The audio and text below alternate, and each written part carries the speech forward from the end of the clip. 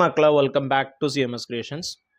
നമ്മൾ നോക്കാൻ പോകുന്നത് CBSE ക്ലാസ് 9 ചാപ്റ്റർ 2 പോളിനോമിയൽസ് എന്ന് പറയുന്ന ചാപ്റ്ററിലെ എക്സസൈസ് 2.1 ക്വസ്റ്റ്യൻ നമ്പർ 3 ആണ്.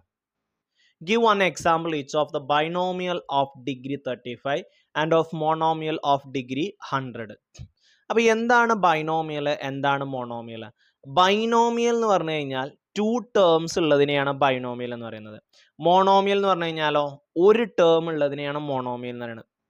നമുക്ക് ഏതൊരു എക്സാമ്പിൾ വേണമെന്നുണ്ടെങ്കിൽ എടുക്കാം. അപ്പോൾ ഒരു എക്സാമ്പിൾ പറയുകയാണെന്നുണ്ടെങ്കിൽ 2x⁻35 പ്ലസ് എക്സ്.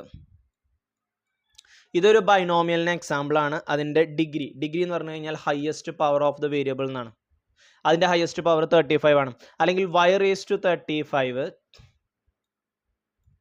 +2 എടുക്കാം, അല്ലെങ്കിൽ +1 എടുക്കാം. എങ്ങനെയായാലും 2 ടേംസ് വേണം. ഒരെണ്ണത്തിൻ്റെ ഡിഗ്രി, വേരിയബിളിൻ്റെ ഡിഗ്രി 35 ആയിരിക്കണം. ഇത് വേറൊരു എക്സാമ്പിൾ, x⁻35 + 2x.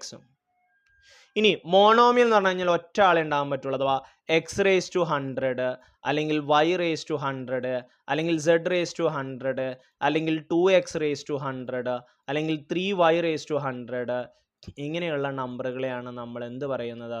മോണോമിയൽ എന്ന് പറയുന്നത്. ഒറ്റ ടേമേ ഉള്ളൂ. അതിൻ്റെ ഡിഗ്രി എത്രയാ?